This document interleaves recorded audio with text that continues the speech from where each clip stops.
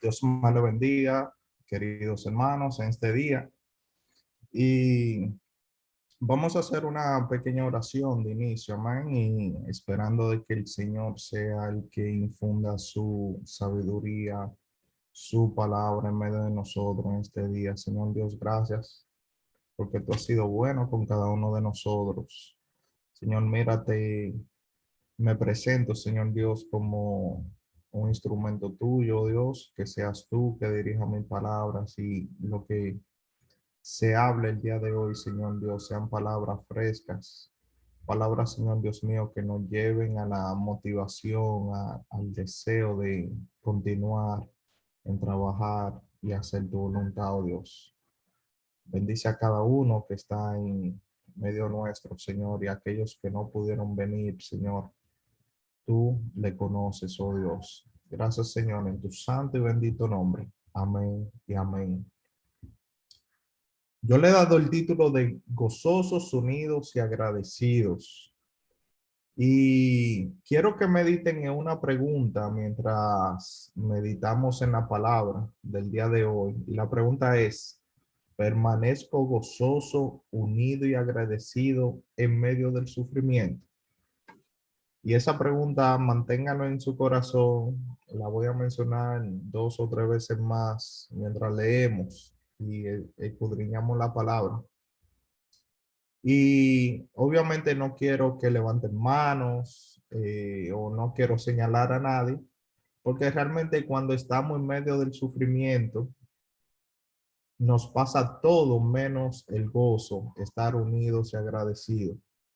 Usualmente estamos tristes, nos aislamos y sin ánimo de agradecer. Amén. Eh, y el día de hoy vamos a hablar en cuanto a ese tema de cómo podemos estar con ese gozo, unidos y agradecidos. Vamos a ver un buen ejemplo en cuanto a este punto. Amén. Y en el Nuevo Testamento encontramos una carta que se le conoce como la carta o la iglesia del gozo. Y yo creo que los que son muy profundos en la palabra ya saben, Filipenses, cuyo autor fue el apóstol Pablo. Esta carta, cuando la leemos, da una sensación de gozo, una sensación de unidad, una sensación de gratitud por todo lo que Pablo y los filipenses pasaron y cómo se ayudaron en medio de las dificultades de la vida. En esta carta encontramos el verso favorito de todos. ¿Cuál es ese? Filipenses 4:3. Todo lo puedo en Cristo que me fortalece. Y yo deseo que lo digamos en voz alta. Todo lo puedo en Cristo que me fortalece. Bueno, ya ustedes ven, tenemos un mejor ánimo el día de hoy. Amén. Ese es un verso que nos anima de estar contentos en medio de las dificultades. Pero antes de indagar un poco en la carta de los filipenses, que no será mucho, quiero que tomemos unos minutos para hacer un trasfondo histórico de este libro. Y eso nos llevará al libro de los Hechos, Hechos 16, que nos relata cómo surge esta iglesia en Filipos. El capítulo empieza con el segundo viaje misionero de Pablo, donde recluta a Timoteo para ir a evangelizar por todos lados, ya que pero ya Dios tenía unos planes con ellos. Pablo tuvo una visión donde un hombre le ruega que pase a Macedonia y que lo ayude. Tan pronto zarparon en un tan pronto pudieron, mejor dicho, zarparon en un barco rumbo a Macedonia, donde llegaron entonces a la ciudad de Filipos. Y la ciudad de Filipos no es que lo esperaban con brazos abiertos, no es que lo esperaban con las mejores intenciones del mundo. Pero en Hechos 16, verso 13, vemos que dice que un día de reposo, y un día de reposo salimos fuera de la puerta, junto al río, donde solía hacerse la oración. Y sentándonos, hablamos a las mujeres que se habían reunido. Entonces una mujer llamada Lidia, vendedora de púrpura, de la ciudad de Tiatira, que adoraba a Dios, estaba oyendo. Y el Señor abrió el corazón de ella para que estuviese atenta a lo que Pablo decía. Y cuando fue bautizada y su familia nos rogó diciendo, si habéis juzgado que yo sea fiel al Señor, entrad en mi casa y posad. Y nos obligó a quedarnos. Este fue el inicio de la primera célula en Europa, en la ciudad de Filipos, a través de esta mujer Lidia, una mujer que probablemente era de buenos recursos económicos por vender púrpura. Pero la historia de esta pequeña iglesia no se queda ahí. Si seguimos leyendo, caemos en el verso 16, que dice que mientras Pablo y los demás iban al culto de oración, se le presentó una muchacha con espíritu de adivinación, la cual le daba mucha ganancia a sus amos adivinando.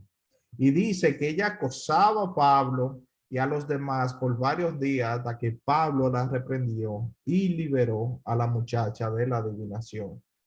Los amos de la muchacha mandaron a apresar a Pablo y Silas, donde le rasgaron la ropa, lo azotaron y lo arrojaron en la cárcel. Una buena bienvenida para esa primera iglesia, ¿no? Dice la palabra que Pablo y Silas fueron enviados al calabozo más adentro y fueron esposados. Es impresionante que estos hombres estaban semidesnudos, azotados y esposados, donde simples mortales como nosotros hubiéramos dudado de la existencia de Dios si no hubiera pasado tal cosa. Pero el verso 25 es digno de ser subrayado. Dice, pero a medianoche, orando, Pablo y Silas cantaban himnos a Dios y los presos los oían. Esto causó un gran temblor donde las puertas se abrieron y las cadenas se cayeron. Y el carcelero que estaba durmiendo pensó que los presos se habían desaparecido, se habían ido. Y al punto de quitarse la vida, Pablo grita desde más allá y dice, no, estamos todos aquí. Y esa misma noche el carcelero y su familia se entregaron al Señor y fueron bautizados. Esta es la tercera familia que vemos aquí. Finalmente termina en que los magistrados querían liberar a Pablo y a Silas en secreto, pero Pablo, reclamando su derecho como romano, ordenó que fueran liberados en público, así como fueron azotados en público. El verso 40 acaba con Pablo y los demás visitando la casa de Lidia para despedirse de esta nueva iglesia que se había formado. La iglesia de Filipos fue iniciada por esta visión que Dios le dio a Pablo de ir a ayudar a estas gentes. Dios a través de Pablo ayudó a una Lidia que no había hecho el paso final de bautizarse. Dios a través de Pablo ayudó a una joven a ser liberada de sus ataduras. Dios a través de Pablo ayudó a un carcelero a liberarlo de la muerte. La salvación de estos tres y su familia fue a precio de humillación, azote y cárcel. Y en medio de todo esto reinó el gozo, la unión y el agradecimiento a Dios. Tenemos tres tipos de generaciones, tres diferentes clases sociales. Tenemos dos familias y una joven, no sabemos si tenían otro con ella. Pero aquí podemos ver que era ya una iglesia comunitaria. Y en medio de esas diferencias, en medio de eso, Dios creó una nueva unidad en medio de ellos. Nuevamente, permanezco gozoso, unido y agradecido en medio del sufrimiento. Ahora bien, 10 años después, nos encontramos con la carta de los Filipenses. Esta carta ha recibido el apoyo de el apodo de la carta del gozo. El lugar donde Pablo escribió esta carta no genera mucho gozo, porque Pablo, así como en otras ocasiones, Pablo aquí se encuentra en la cárcel. por evangelizar de un Cristo profetizado y un Cristo resucitado. Y yo quiero que me acompañen rápidamente a los primeros 5 versos de Filipenses. Y dice Filipenses 1 en adelante. Pablo y Timoteo, siervos de Jesucristo, a todos los santos en Cristo Jesús que están en Filipos, con los obispos y diáconos. Gracia y paz a vosotros, de Dios nuestro Padre y el Señor Jesucristo. Doy gracias a mi Dios siempre que me acuerdo de vosotros. Siempre en todas mis oraciones rogando con gozo por todos vosotros, por vuestra comunión en el Evangelio desde el primer día hasta ahora. Y el primer verso, aquí Pablo y Timoteo saludan a los filipenses. Se entiende que fue una carta a toda la congregación, desde los miembros seculares hasta los obispos, diáconos, a todo que se encontraba en esa iglesia. Pablo entendía que eran santos porque Cristo lo había santificado a ellos. Otro detalle es que Pablo siempre se introducía como siervo o esclavo de Cristo. El apóstol estaba consciente de que su voluntad estaba subyugada a la voluntad de Cristo. El verso 2, gracia y paz, esa frase muy famosa de Pablo, deseando que la gracia o favor de Dios esté con ellos y que la paz reine por encima de la tribulación. Y este gozo y paz viene de nuestro Padre Dios y nuestro Señor Jesucristo, recordándonos que somos hijos de Dios, pero le pertenecemos a un amo, a Cristo. Amén. Y el verso 3 que dice, doy gracias a Dios siempre que me acuerdo de vosotros. Y me pregunta sería, ¿cómo no se acordaría Pablo de una iglesia que formó siendo humillado, azotado y arrojado a la cárcel? Dígame usted, esa primera iglesia en Europa y le pasa esos eventos. Pero al pesar del sufrimiento que pasó, Pablo está agradecido.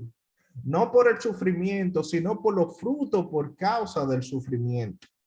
El sufrimiento no se le desea a nadie, pero no hay peor sufrimiento que sufrir en vano. Pablo entendió que su sufrimiento fue acompañado de bendición. Es por esta razón que da gracias a Dios siempre cuando se acuerda de los filipenses y de cómo este sufrimiento fue por la causa de Cristo. El verso 4, siempre en todas mis oraciones rogando con gozo por todos vosotros. Pablo ruega con gozo por la iglesia de Filipos. Imaginémonos el gozo de ver esta iglesia creciendo a través de los años. A ver que han permanecido fieles en la doctrina, de que han podido resistir en medio de las pruebas. Es este tipo de gozo que lleva a Pablo a orar a Dios por ellos. Ya han pasado alrededor de 10 años. ¿Qué iglesia uno puede decir, wow, esta iglesia hija, esta que la fundé hace 10 años atrás, miren cómo ha permanecido en la fe, cómo han permanecido en el camino correcto, de que no se han desviado? Y finalmente el último verso del día de hoy, por vuestra comunión en el Evangelio desde el primer día hasta ahora. Y este 5 empieza con una coma. ¿Por qué? Porque de dónde específicamente viene el gozo y la gratitud de Pablo. Es por la comunión en el Evangelio, la coinonía, el compartir, la relación que ellos tenían. Y esta comunión estaba reforzada en el Evangelio, en las buenas obras, de que Cristo era la razón de su relación como hermanos. Eran de un mismo sentir. Y no era un sentir que duró unas semanas o meses, era un sentir que era desde el primer día que Pablo salió de la cárcel hasta ahora. Esta era una iglesia que se había caracterizado por su unidad. una unidad que había perdurado por más de 10 años. ¿Qué nos caracteriza a nosotros como iglesia? ¿Qué nos caracteriza a nosotros como miembros de esta familia? ¿Qué nos caracteriza a nosotros como miembros individualmente? De ninguna manera esta iglesia fue perfecta. Si leemos toda la carta encontramos defectos. El enfoque no fueron los problemas y los defectos de esta iglesia. Es que a pesar de los problemas, permanecieron gozosos, unidos y agradecidos por todo y en todo por la causa de Cristo.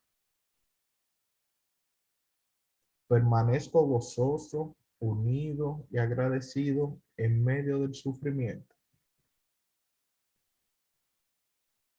Acabo con esta pregunta para que meditemos en cómo cambiar nuestro sufrimiento en gozo.